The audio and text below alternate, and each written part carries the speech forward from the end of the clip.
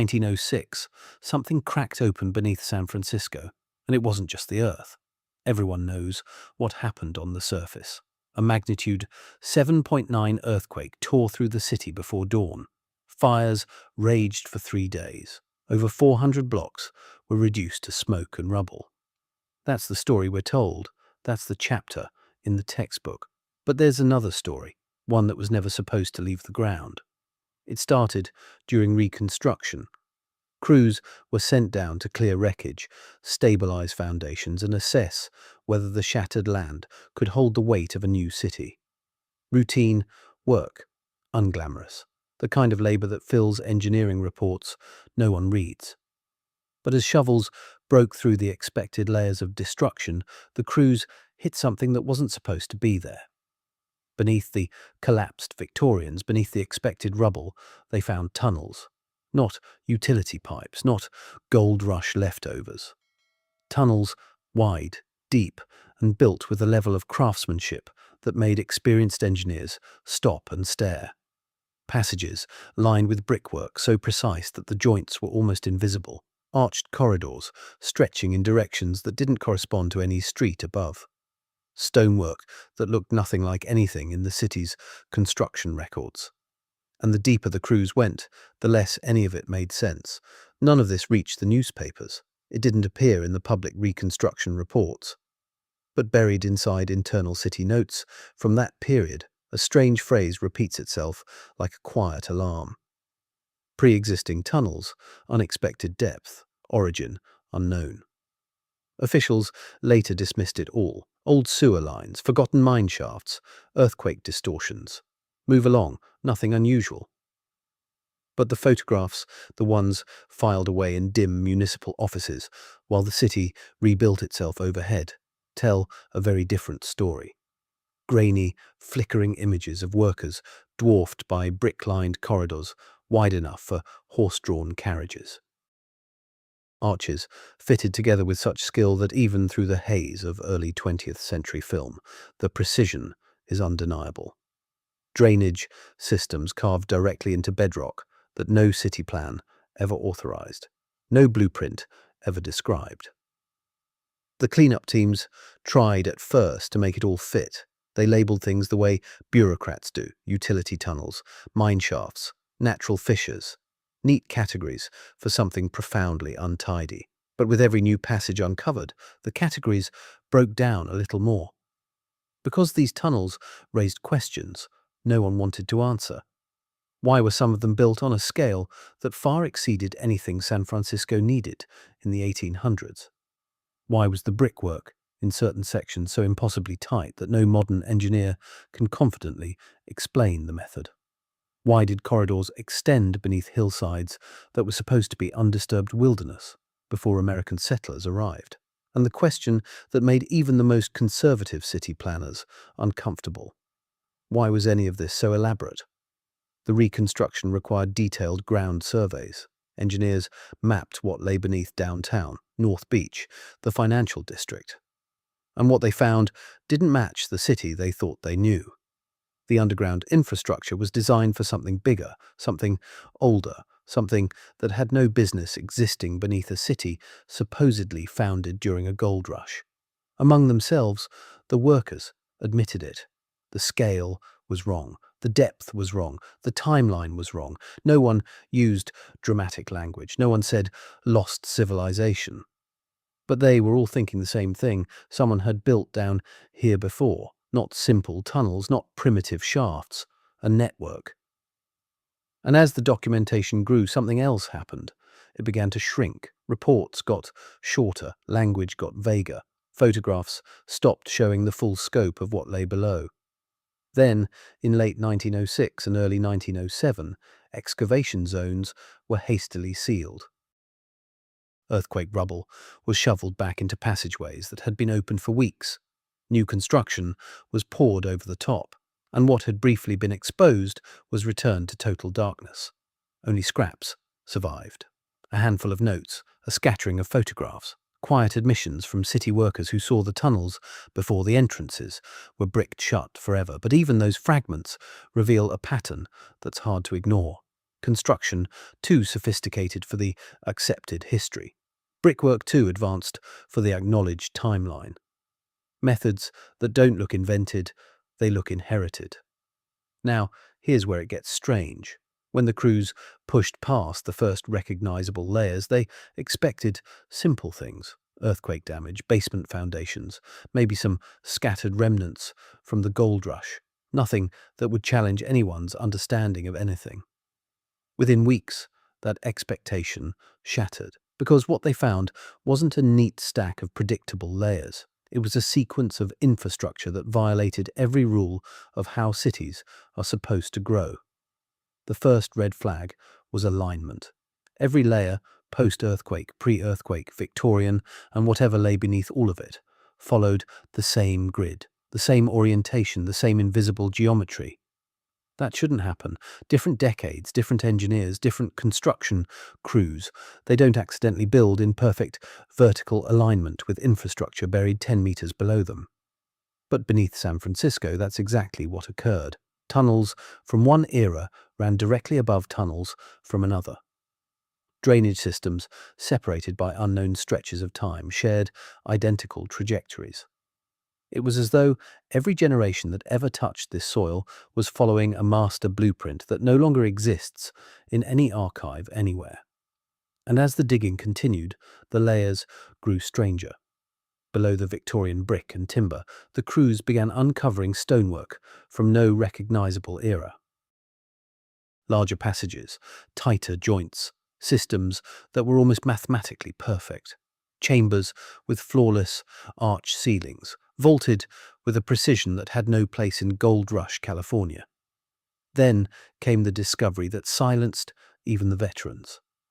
Entire sections of the deepest tunnels were choked with hardened mud. Sediment, so compressed it took days to break through, layer after layer of packed earth, as though these spaces had been deliberately entombed or submerged and slowly filled over immense stretches of time.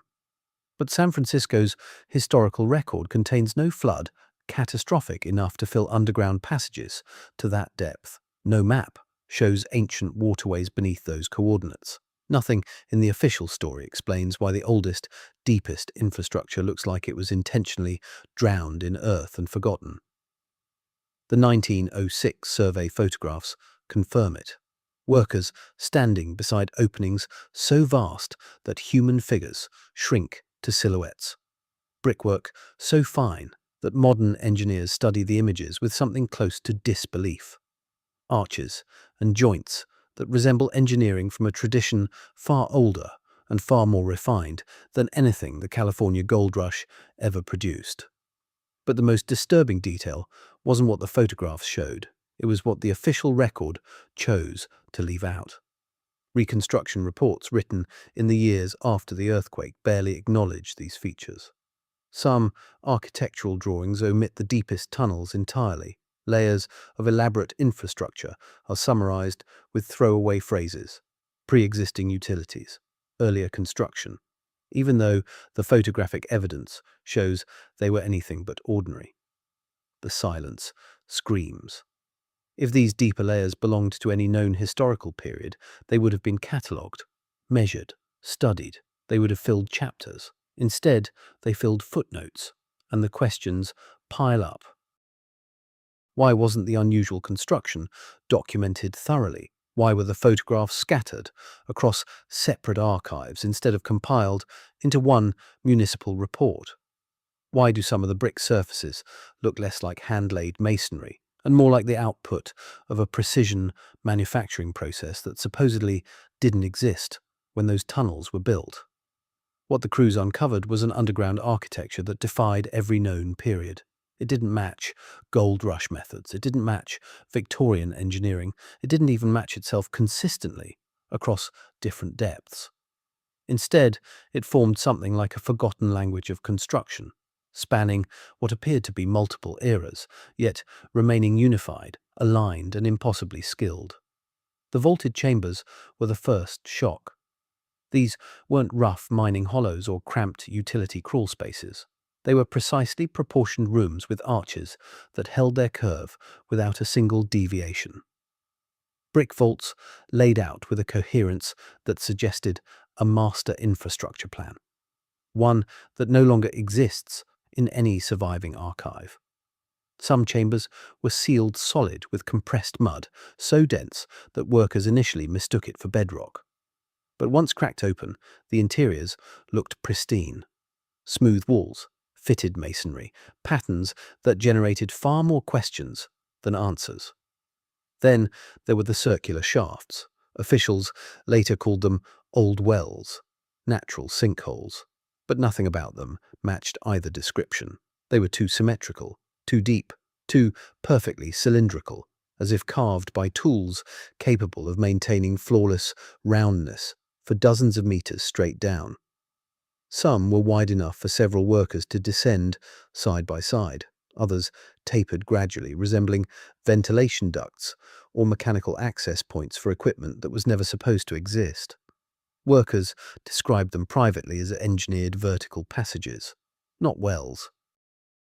Structures with clear, deliberate purpose, though no one could guess what that purpose was. Another anomaly surfaced in the placement of support structures. Massive brick pillars stood in locations that made no engineering sense for the city above. They weren't holding up streets, they weren't reinforcing known foundations. Some were positioned beneath open ground where no building had ever stood. Others supported sections of tunnel that appeared to need no reinforcement at all. Foundation walls extended far beyond the footprint of any structure documented on the surface. The implication was deeply uncomfortable. The city above might not rest on natural bedrock at all. It might sit on top of something much larger, an infrastructure whose full extent was never recorded, never mapped, and never explained. The deeper the workers dug, the more unsettling things became. Brick tunnels appeared with walls so straight they looked machine-cut. Some surfaces were glazed, smooth, almost reflective. Others showed passages so uniform that construction engineers still argue about what methods could have produced them. But the discovery that caused the most confusion was the metal rails, embedded in the floors of tunnels that supposedly predated every rail system in San Francisco's history. Some were corroded, rusted, practically fused to the brickwork, but they sat in layers that were, according to every accepted timeline, older than the city's first streetcar. The official explanation came later: abandoned mining cart tracks, forgotten industrial remnants. But that doesn't explain why the rails appeared in tunnels beneath areas that were never documented as mining sites. And it doesn't explain why they ran in organized, parallel patterns, not randomly scattered, but laid out like the bones of a transit system that was never officially built. Shortly after these discoveries, something shifted. Tunnels were sealed. Passages were filled. Deep sections were permanently cut off from further exploration. The official justification was structural safety, collapse, prevention during reconstruction. But the pattern of which tunnels were sealed first raised quiet alarms among those paying attention, because it was always the same ones: the perfectly vaulted chambers, the massive circular shafts, the unexplained rail systems, the elaborate corridors that seemed to continue far beyond the excavation boundary, the tunnels that most aggressively contradicted the official story. Those were the first to disappear. And these tunnels were perhaps the most remarkable of all. They weren't random passages. They formed an organized grid, measured, aligned, systematic, that looked less like improvised mining and more like a planned city beneath a city. A network that appeared to have once connected to a far larger underground system, one that existed beneath this land, long before any civilization we acknowledge ever built on the surface. Yet almost as quickly as they were uncovered, they were sealed again. Entrances blocked, purposes left unexplored, their existence quietly erased from every subsequent city map. When you examine the final months of excavation, something becomes impossible to deny. The project didn't wind down. It was shut down. Not completed, not concluded, stopped. And the deeper the teams had gone, the more the tone of their notes had changed. Early entries read like routine field reports. But by mid-1907, the language turns cautious, evasive, strangely incomplete, as though an invisible hand had begun controlling what could and couldn't be recorded. And this is where the deepest mystery lives, because the last tunnels opened beneath San Francisco weren't ordinary. They weren't Victorian utilities. They weren't gold rush artifacts. They weren't even identifiable by any familiar standard. They were something else entirely. The few surviving reports describe a sudden shift, brickwork that went from recognizable to inexplicable. Walls with joints so tight a sheet of paper wouldn't fit between them. Vaulted ceilings, shaped with a precision that pre-modern San Francisco was never supposed to possess. Foundation systems engineered for loads far heavier than anything ever built above them. And corridors that stretched beyond the excavation boundary, vanishing beneath modern buildings into unexplored darkness. But here's the detail that always gets buried, literally. The most elaborate tunnels were the first to be filled in. Workers described sealing entire passages, blocking entrances, cramming earthquake rubble into spaces that had only just been opened. Not over weeks. Immediately, the official explanation was safety, earthquake damage, reconstruction priorities. But if safety was the only concern, why were the oldest, cleanest, most structurally sound tunnels sealed first? Why were the most damaged sections left open for documentation? It doesn't add up, unless those deeper layers posed a different kind of threat. Not structural, historical, because if the infrastructure beneath San Francisco genuinely displayed construction techniques beyond gold rush capability, if some of those passages didn't correspond to any known city plan at any point in recorded history, then the entire accepted origin story of San Francisco begins to unravel. Think about what it would mean. A modern city built on top of something far older, something massive, something engineered with purpose and sophistication, something we didn't build. Think about what it would mean if those mud-filled tunnels weren't the result of natural flooding, but deliberate acts by later peoples to bury, hide, or repurpose what came before them. And maybe that's exactly why the 1906 discoveries were quietly reburied, not to protect the tunnels, to protect the story. The surviving photographs speak for themselves. Workers posed next to passages that look almost industrial, arches that could pass for modern engineering, drainage systems too advanced for any age they're supposed to belong to. These aren't the kinds of discoveries that historians enjoy explaining. They're the kinds historians prefer never to mention. And so we arrive at the only question that matters. Why was the deepest evidence, the earliest infrastructure, the most advanced construction sealed away again? Because when you step back far enough, the pattern is impossible to miss. The perfect brickwork was buried, the circular shafts were buried, the rail systems were buried, the vaulted chambers were buried, the organized networks were buried, and even portions of the photographic record vanished as if the excavation had accidentally torn open a chapter of history that was never supposed to see daylight. A chapter older than the gold rush, older than American settlement, older than the story we've been told. For one brief window in 1906, the earthquake split the ground just wide enough to reveal it. And instead of documenting it, instead of studying it, instead of asking what it meant, they closed it, sealed it, filled it, forgot it. Or pretended to, because if San Francisco sits on top of infrastructure built by a civilization we no longer acknowledge, then the real question isn't what they found in 1906. It's what else lies beneath the cities of the world. What other tunnels, what other networks, what other layers were quietly reburied long before cameras ever existed to capture them? The 1906 excavation wasn't just earthquake cleanup. It was a glimpse, one brief accidental glimpse, into a version of history we were never meant to see. Thanks for watching, and if this pulled you in, there are a lot more cities with stories buried underneath them. I'll see you in the next one.